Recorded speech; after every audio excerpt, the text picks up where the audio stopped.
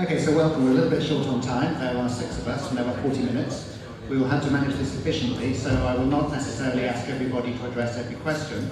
And I'm going to try and follow a slightly sequenced approach as we're going through this. Spare a prayer for me, because I'm Englishman Giles and I'm terrible at names. And I have Costas, Taos, Ypatios, Stelios, and Nasos. Nasos, that's it. So I'm doing my best. I have my prompt open. I know Stelios from before. I bumped into him doing soda in Greece over many years. I know Ypatios quite well. The rest of you I know a little bit less well, but I know what you do. So the way we're going to try and do this is I'm first of all going to ask each of them to introduce themselves very, very briefly. And as a general rule, please, panel, unless I ask you to speak at length, can we keep everything very short so that we can get through things and get on to questions? There's a lot to cover. When we've done the brief introductions, I'm going to ask Stelios a few questions to get some information about the Greek market, the direction of regulatory travel, aspirations, some background information. I'm going to ask Nasos from Longi to speak about why they're in Greece and how they see the market developing. And the other 3 gentlemen are essentially developers with slightly different business models, so I'll be asking them to explain, I'm giving them a little warning now because we haven't discussed this, what they're doing and why they're pursuing their particular model and what they see as being the attractions, why should people want to acquire what they develop, and then we'll talk about some of the issues in the marketplace, and that probably takes us through to 3 o'clock. And if you have any questions, you can put your hand up or you can put them on Slido. Is everybody happy? Thank you, good. I should say this year is much busier than last year. I've been coming here for 8 years. There's energy in the building, and Greece is an exciting market. For myself, I'm doing the introductions now, I am Chief Investment Officer for a business called National Energy. Been working in Greece for 5 years, 140 megawatts operating wind and solar, 240 megawatts RTB under financing, and which should all be built, God willing, by the middle of 2025, and a gigawatt or so of development assets across storage and the rest of it. Greece, I was doing in the original boom 27 to 2010. It's an interesting market, it's hard work, you have to pay attention, you have to be very specific. So if each of you on the panel could introduce yourself briefly, at similar length, no longer, please. Hello, good morning everybody. It's a pleasure to be here with such a great audience. My name is Costas Carallis and I'm leading HIVE's operation in Greece. HIVE is a global developer focusing on solar storage and green hydrogen mainly. In Greece, we have a pipeline of 300 megawatts ready to build, while another 300 megawatts are approaching ready to build in the next few months. While in Greece, we have the first emblematic investment combining solar storage and green hydrogen. Thank you. Hello, my name is Nasos Plainos. I'm the representative of Longi in Greece. And we have been present with a person which was me since the last 2 years. In these 2 years we have managed to reach more than 1 gigawatt of sales in Greece. We are taking quite a large portion of the Greek market, and I can say that the Greek market has been very kind to us and to our products. Good afternoon, everybody. My name is Ypatios Moysiadis. I'm the managing partner of Wattcrop. Wattcrop is the development arm of Macquarie Green Investment Group in Greece. Our current pipeline is at about 1 gigawatt in solar PV projects in various stages of maturity, at about 500 megawatts in storage projects. What we plan to do is continue investing also in onshore wind, despite the fact that the Greek market could be a bit more tricky than others. Hi everybody, my name is Stelios Psomas. I've been involved in the PV industry for the last 27 years. During the last 20 years, I represent the Greek Association of PV Companies. Actually, I'm the key lobbyist, and I'm responsible only for the good parts of the Greek regulations. I also have experience of 14 years in financing PV systems. I was working for the largest bank in Greece, and I facilitated the financing of almost 1 gigawatt of PV systems. That is almost 1 billion euros. Here I'm under my hat of the policy advisor of HELAPCO, which is the initials for the Greek PV associations, and I will give you a snapshot of what the market is now and where we are heading. Hello, This is Taos. I am the general manager of Greencells Greece. Greencells is an EPC and project developer for all over Europe and globally. In Greece, we have a project pipeline of 800 megawatt. All over Europe, we have a project pipeline of more than 3.5 gigawatt. And I'm present in the Greek market since 2006. Okay, thank you. Stelios, since you are not a developer, you are not here to sell anything, you are the person most aware of where the market is. Could you give us maybe 5 minutes upon where Greece stands in terms of installed capacity? Where are we with the auction system? Anything you can say about power market reform, the ability to sell electricity under a PPA versus an auction? If you could give us an update on the situation in Greece, because there's quite a lot of stuff in flux for anyone who's not already active in Greece. Well, although the official statistics are not published yet, I have access in the final figures, and I can share it with you. Actually, you will be the first ones to know. I just learned this week. Last year, Greece installed and connected, and the emphasis is on connected, 1.36 gigawatts of new PV capacity, which brings the total cumulative capacity to 5.5 gigawatt. This year, we expect at least 2 gigawatt to be connected to the grid. The vast majority of these systems up to now, almost 2/3 of them, were medium-sized systems in the order of 500 kilowatts to 1 megawatt. The utility scale market is just beginning, and it will be the dominant market for the next 3 to 5 years. Also, contrary to other markets, the vast majority of PV systems in Greece is ground-mounted, almost 85% of them. Up to now, our worry was about the rooftop systems that were the figures were very low. However, last year, for the first time, this segment of the market tripled, and we expect it to triple again this year.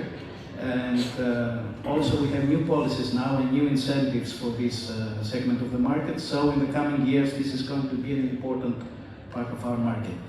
Now, if you see the roadmap for the next 8 years, let's say, the Greek government is currently revising its national energy and climate policy, and we just had the first draft of this new policy. According to that, PV gets the lion's share of new capacity until 2030.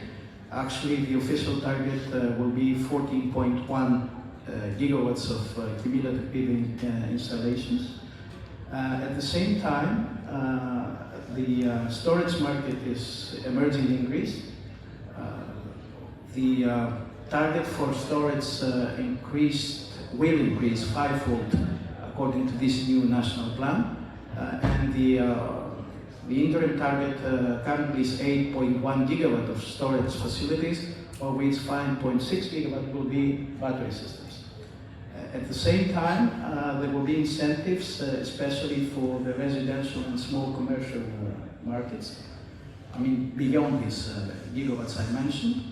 And for the first time, probably in Europe, Greece will have some auctions, especially for standalone batteries. There will be 2 auctions this year for around 900 megawatt of standalone systems.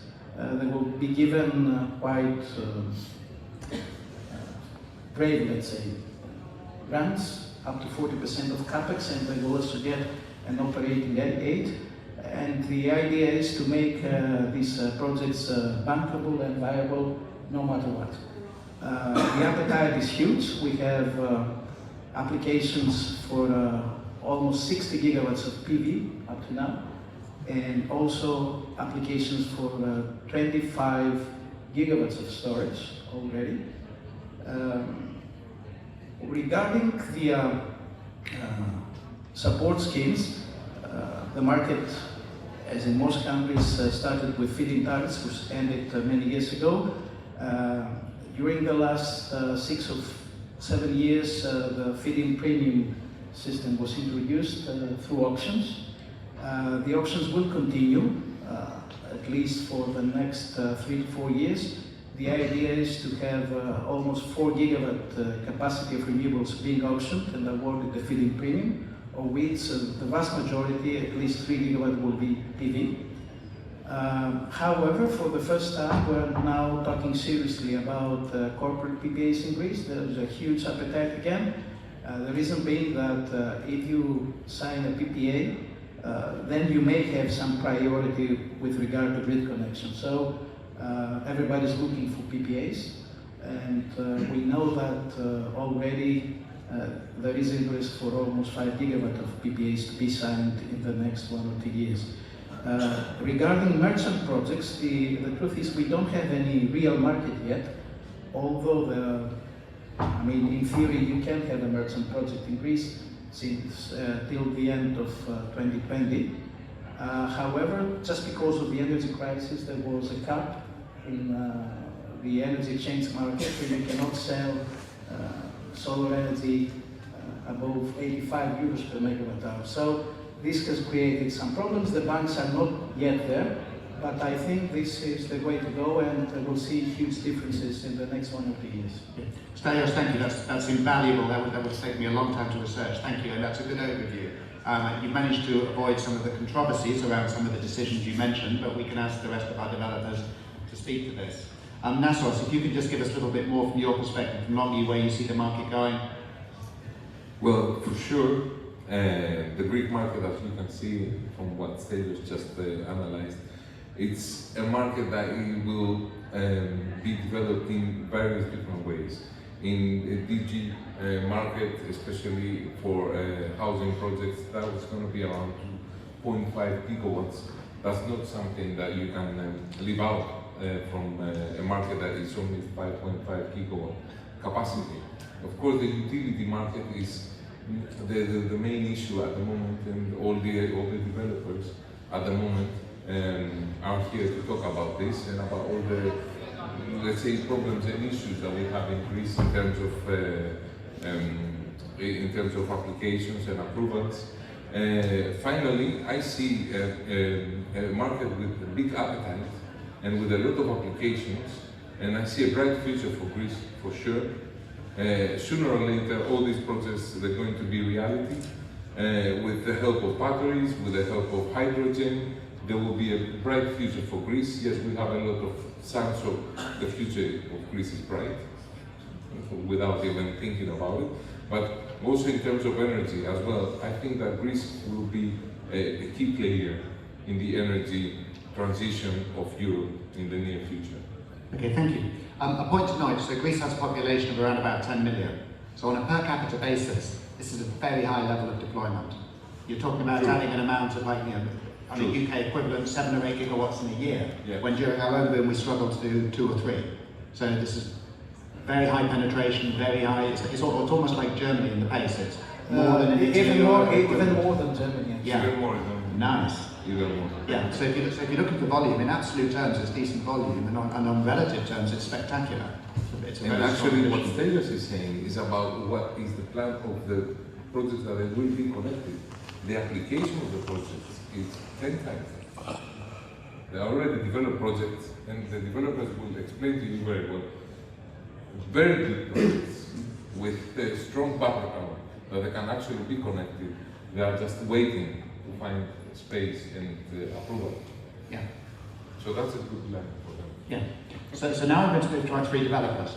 So our 3 developers are all believers in Greek PV and in the scope to expand, and I think it's fair to say that you will all ultimately be looking for capital from somebody else to build these projects. You will be aiming to sell these projects, or if each of you would please, we'll start with you, Costas, explain what are the issues that you face in your business. So this sounds good, but I've done development in Greece myself.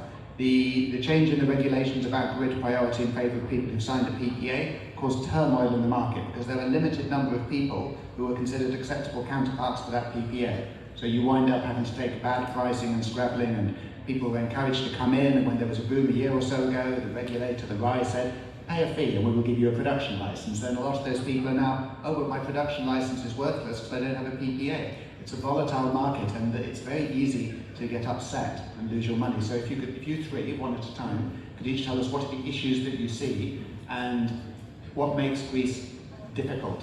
And what changes would you like to see to make it easier? And you can have about 3 or 4 minutes each on that. Well, I will agree on that, and you are fully right on what you said. Actually, we are running behind the evolution of the legal framework. There are changes in the legal framework, so we are obliged to go behind. So the main issues we have is the following. You are spending a hell of money for you're spending a significant amount of money in order to develop a project, and at the end of the day, you are waiting for the connection terms, which is the most critical part. So this is a stage that it should have been upfront. Before you proceed with the environmental permit, with buying the land, with leasing the land, the stage in the licensing of the connection terms should have been earlier, so that the investor will know in advance if you have a tangible project or not.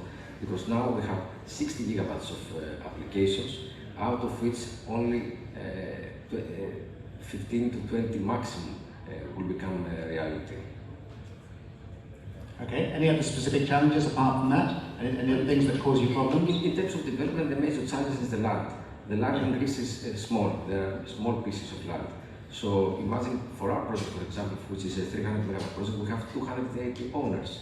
The cadastre now is becoming enforced. We didn't have cadastre until a couple of months ago. So in order to, you may find cases where you have landowners with the same coordinates. This was a big challenge in order to have a tangible asset. And if you think about this in perspective of trying to arrange bank finance, going to maybe a non-Greek bank and saying I have 280 landowners and the land rights will be affected by a concept of customary usage, where you need to put up a fence or put a shovel in the ground and hope that no one turns up and says, my family have been using this land for hundreds of years, this is my land. Yeah, it's exactly like that. Much of the land is under adverse position with use capture, so there were not titles for specific parts of the land. And developers have to solve this, so you are cleansing the gaps in the historical record, because we do not have a sort of unified online cadastral system like you might have in Poland or, yeah, it's exactly as you said. It's an interesting problem. I'm not the only one. On that, how confident are you with the auction system as a path to revenue and offtake? The auction system, I think the state will support the auction system for until 2025. We will have another 3 gigawatts with auctions, but the prices in the auctions are very low. So most of the market is focusing now on the private PPA market, which offers significantly better terms. Thank you. Ypatios. Where to start, Giles? Tell us the problems and how you're solving them. All right. So first of all, let me set the. You asked me to set the market. So Macquarie is not a long-term support. So probably we're going to develop, build, be a short-term asset holder, and then sell the assets at some point in the future. Short. Short. Yes. Now the problems. Welcome to the Greek grid casino. Nobody knows what's going on. There is no transparency whatsoever. There is favoritism for the local players and the local conglomerates. So you go figure out, after having to put thousands and thousands of pounds in bonds, where you are in the priority list, and at least until one day the minister wakes up and changes things again. Things are changing every 3 months. I'm sorry to interrupt, can you quantify the bond requirements? So if you're trying to develop, say, a 50 megawatt project, how much will you have to put on the table? Well, it depends. You have, I think, 3 different bonds. You have bonds in RAI, you have bonds in grid, you have bonds for priority, and you have bonds for PPAs. So you go figure. We're talking about, I think, cumulatively about reaching something like 300,000 megawatt, which is crazy. Now, point number 2, PPAs. What PPAs? The market has 5, 10, 20, 30 credit-worthy companies that we can sign as counterparties. So it's a buyer's market. So you go and negotiate a PPA in Greece with a Greek business in order to be able to gain priority. Your prices are going to be between 41 and 50 euros per megawatt hour. And is that moving recently? We've just signed PPAs, so I'm just giving you a range, you go figure out, right? So it's not a seller's market, it's a buyer's market. The third bit is the ceiling. So we had the ceiling enforced, and I think that the ceiling is still here to stay, not just in Greece but across the markets. So when we're talking about PPAs and merchant, every time that the government or a regulator feels that we're making more profit than we should, they can reinforce the ceiling. So when we're talking about PPAs, we should have that in our heads as the maximum we could perhaps gain. And what's the term of the PPAs that you're having to sign in order to get your priority grid access? The regulator says 8 years, a minimum tenor. What we see in the market is 10 years fixed price, pay as you produce sort of PPAs, but this will very quickly be evolved into other types of more flexible PPAs when it comes to the market, to generation and consumption. And the final bit is about the development.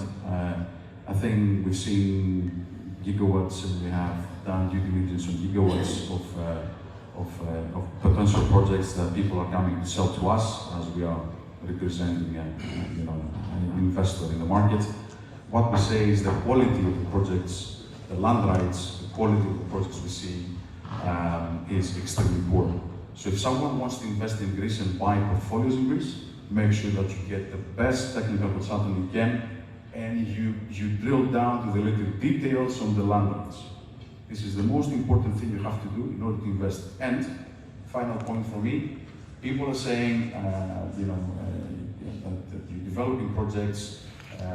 The projects in Greece have very little value until you get the grid connection. And the grid connection, unfortunately, comes at the last stage. So you might be spending millions in order to develop a portfolio, and you might have nothing at the end. All right? So when people are coming to me saying, oh, you should buy my projects because we have environmentals and we have grid submitted projects, well, your project is worthless until you get a grid connection offer. So if you want to buy projects that are grid submitted, I've got a gigawatt, come and see me. But they don't really worth anything, right? So be very careful how you manage, how you put a value in what you buy. But do you see, is there a queue for the application? So if you put your application in, if there's no grid now, can you retain that right and secure access in future when the conditions improve? Potentially, but you don't know. You have no visibility where you are in the queue. There is no electronic or digital register. You don't know where you are. You have to every time go back to the TSO and pester them and say what is going on, what is happening, where am I in the priority? Are you chasing category A? Are you chasing category B? And so on and so forth. So things are not straightforward and easy. And what I said in many times is that what investors and what we need as developers is stability. And one of the things that you can argue about the UK all day long, but I've been here for the last 12 years. I've developed many megawatts in the UK as well. The system has remained the same.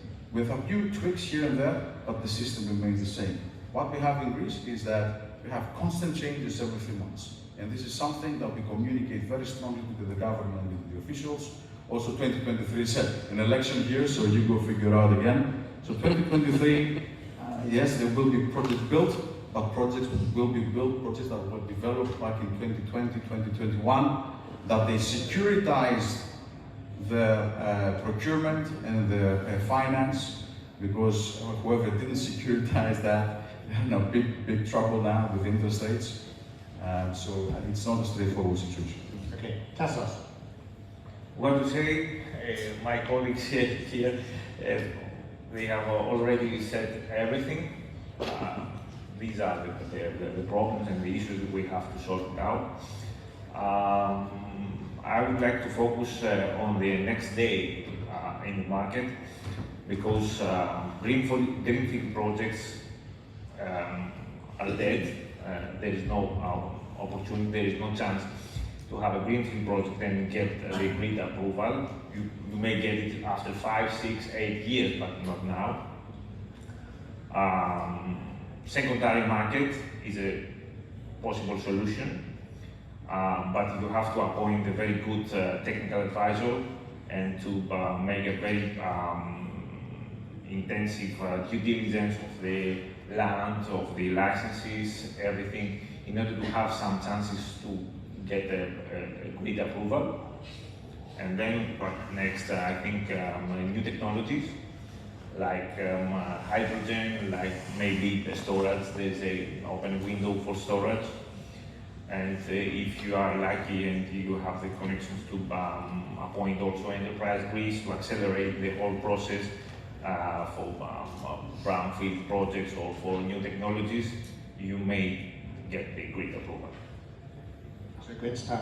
Are there any questions from the audience at this point? We have 10 minutes to go. There's more things like I can... Giles, before we go to this, Yes. I just wanted to know, of course, all the developers that see this dark cloud above Greece, everything, I just want to bring the sun back, at least in Greece there's one thing that is real and everybody will agree with me. Food is good. Apart from having all these troubles, nobody denies you, nobody will take your license away. That's true. And I will tell you what, sometimes, and you will know this even better from the UK market, sometimes if your project didn't make it to go in rock, 1.2 or whatever, it turned into gold afterwards. So, relax. And just To be fair, in both the UK and Italy, people who claim to have connected on time but didn't, it sometimes gets caught subsequently. Yes. That's a different situation. It's true. But I'm just saying that, yes, okay, yeah, good casino, yes. So, but you never know. It's maybe on your horse will never stop running. Maybe it will come right. Maybe it will come. Yeah. I know it's very painful from a point of. I apologise for the pessimism of our developers. We were looking for some optimistic developers, but they all went backward. Yes. Does the audience have any questions? I've got a couple more for them, but have you got any? Anything anyone would like to ask? Just one quick one. Please introduce yourself. Yeah. Hi, here's Christian from Smart Energy. I just got a question to Costas. You mentioned you have ready-to-build projects. Yeah. Do you want to tell? That's true. I was quite surprised because it's a rarity in Greece to be called it ready-to-build. But it was a lot of pain, I can say, to reach ready-to-build, because currently, a month ago we finished with the installation license, but we had obtained connection terms almost a year ago. Okay. So that's why it's becoming now ready to build, and we are assuming that in the next couple of months we will initiate construction. Okay. But it's a difficult story. Okay. With 280 owners, with all these things I mentioned. Right. Okay. Good luck. Good success. That's excellent. There Thank you. are projects that are being implemented now. Right. I can take off the dark cloud on top as well, because we have been selling to a lot of projects, small, bigger and larger. The thing is that the Greek legislation has been very well defined and it's very, very good at the moment. It's one of the best in Europe, and Stelios can back me up in this for sure, because he has a largest and broadest knowledge regarding this. But the problem in the Greek reality starts and occurs when there are holes in the system. Right. The legislation is very solid and very good. Yeah. But then, and these three gentlemen here have been playing with the rules. Right.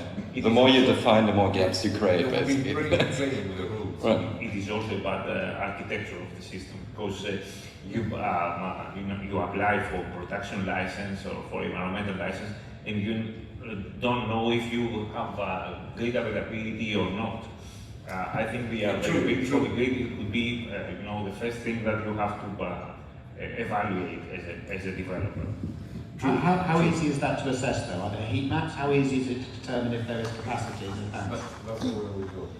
So far, we cannot do that actually. We only guess. However, as was said before, we are very good in drafting regulations, and the regulations say that both the TSO and the DSO, they're obliged to have everything online.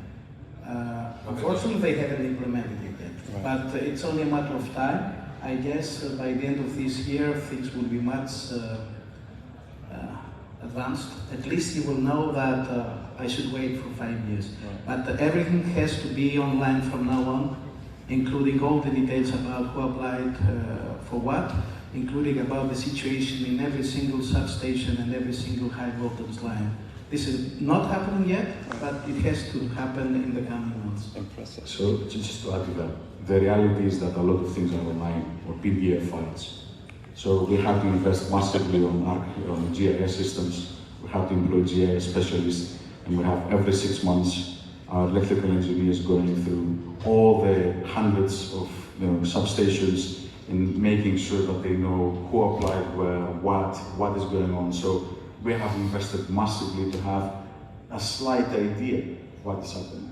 It's not an automatic sort of situation you have perhaps here in heat maps in UK, when you go and click on the substation, you might have a better idea of what's going on. Yeah, it's online on PDFs, so you go and dig it out.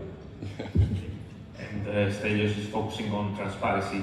Yes, it is a matter of transparency, but I'm talking about the architecture. When you apply for a production license, you need to have a preliminary offer for the grid in order to be secure that at the end of the road, at the end of the day, you will have a solid project that you are secure that you will develop. As I said before, I'm only responsible for the good parts of the regulation. No, I'm just kidding. I just wanted to emphasize that the proposal of our association, even going back to 2009, was that there's no need to have 5 or 6 or 7 different licenses. You only need to have the grid offer, and then a standard environmental term, which, by the way, I mean everybody knows what the environmental impacts of a PV power station is, no matter if it's a small one or a large one. So you can have the strictest environmental legislation, plus your grid offer, and then you're ready to build. This was our proposal from day one. It was our proposal during the last changes, and it still remains our proposal for the future. I think it only makes sense, and everybody involved in this business will agree on that. I don't think there's any disagreement. I have a last question for my panel. What do you think the price will be in the next auction? Prices? Prices, yeah.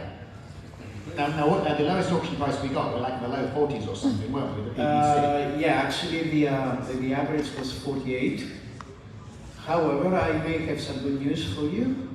Just because there was an increase in prices worldwide, and the rules have changed regarding how auctions are done in practice, there might be a higher ceiling prices next time, because they realize that capex has gone up, and they've seen it very, very clearly in the case of wind. We have almost 1.5 gigawatts of wind that has been awarded a feed-in premium through auctions, and only 200 of them were realized. The others could not just build the projects because the prices they were awarded were too low with regard to existing capex prices. So I think they have considered that, and most probably the next auction will start with a higher ceiling price. Give us a number, if you're allowed to. Give us a number. It's not binding. I'll be honest, nobody, even those who will run the auctions, they don't know it yet. It will depend on the timing. Just making a stupid guess, I guess it could be, let's say, 20% higher than the previous ceiling, which was something in the order of 50 euros per megawatt. Yeah, I was hoping for 60 myself would be where I would start. Not for large projects. No. Not for large, but for smaller projects, because there will be auctions also for smaller projects. Yes, the ceiling price, it may be even higher. So the rest of you each give us a number. Let's see the developments, but currently it doesn't make any sense to participate in an auction. You can find a reasonable price. 20 years, in fixed BBAs. let's see the developments. I'm not so optimistic as Stelios or for higher prices. In general, it's our policy not to be involved in auctions. If, however, I can see the change in status, if we reach that sort of level, and then looking at what sort of PPAs we've signed, I think if we can hit anything between 50 and 55, that would be a very good result. So you see the sun is back. You give them, hey, you give them hope. What's your number? Well, look, I will bring the cloud back. Okay? It depends on who participates in the auction. And this is the truth. This is the blatant truth.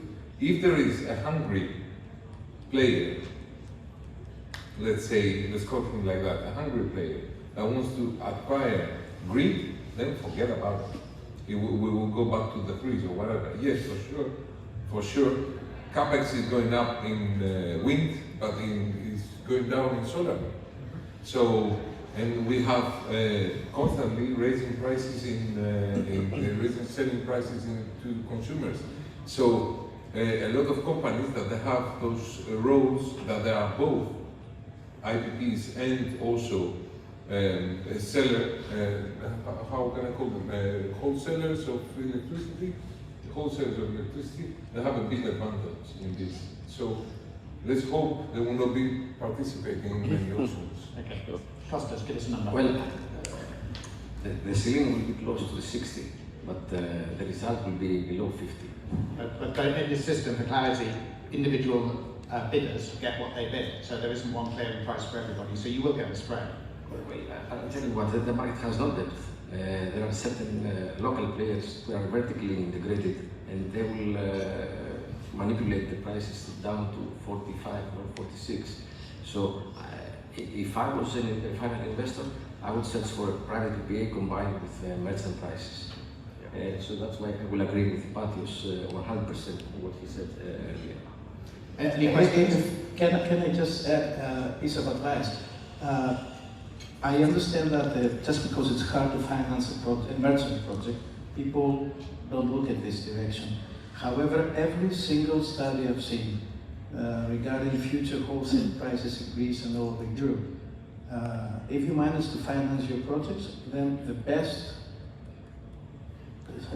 option for you is going merchant. You may get even double the price from an auction or even a PPA. If you manage to finance your project, this is the thing.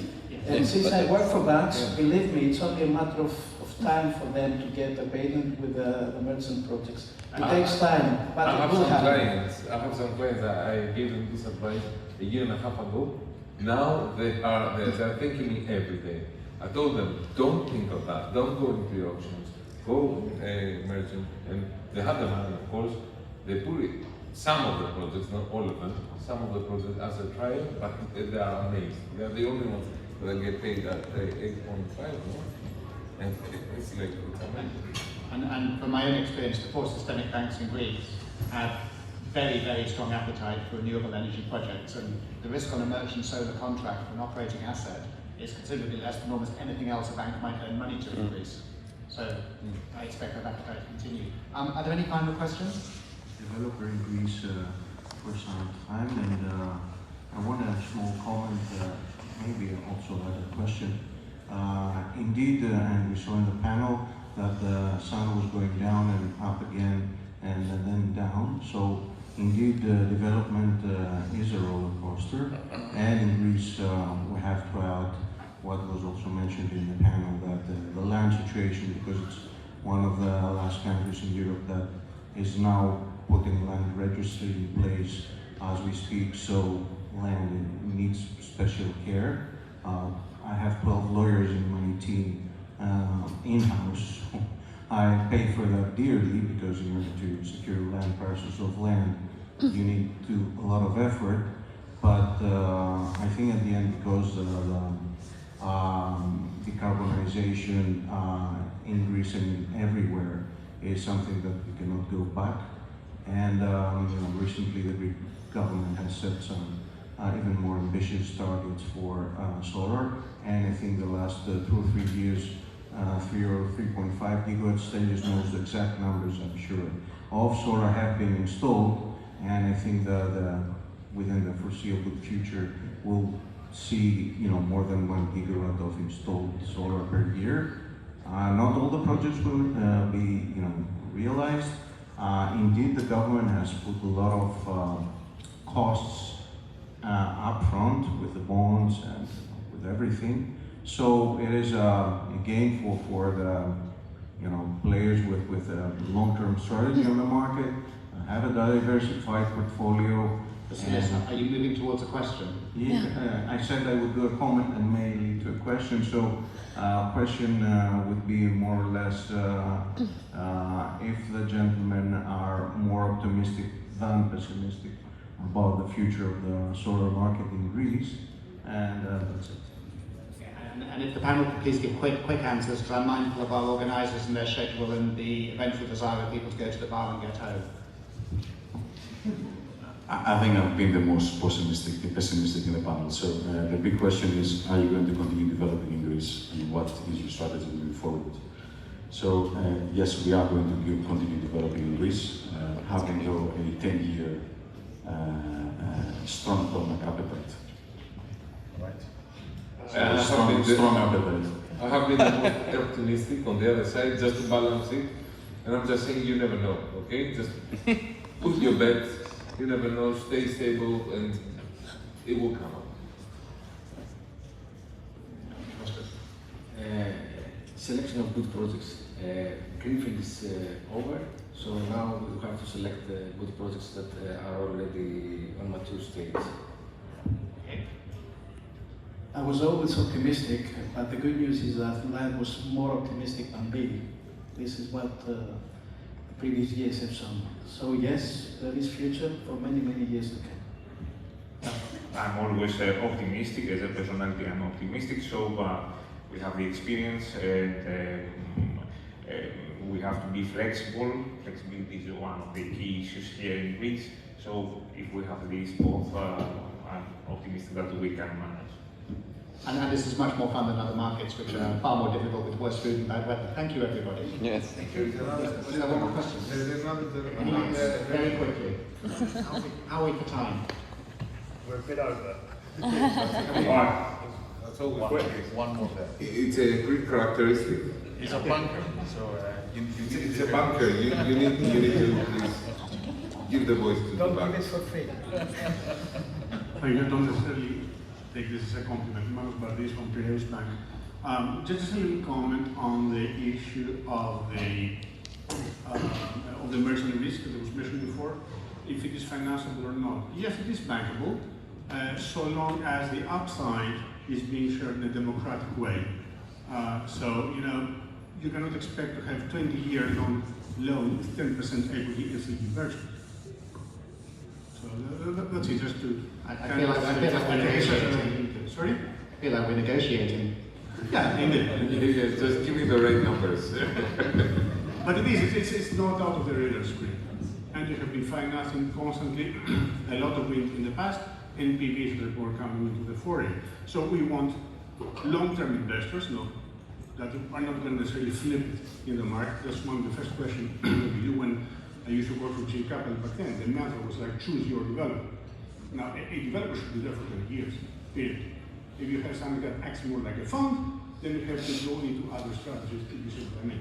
So we want stability on behalf of the equity, we want stability on behalf of the legal system, which we do have, despite all those problems, and development by its own nature, it is something that it is opportunistic, hence a lot of pain, hence a lot of return, right? So the market, the bank market is there, and in our business plan, Plainos Bank, half of the huge, around 2 billion a year net credit expansion that we are planning, that we announced to the investors, will come from renewables.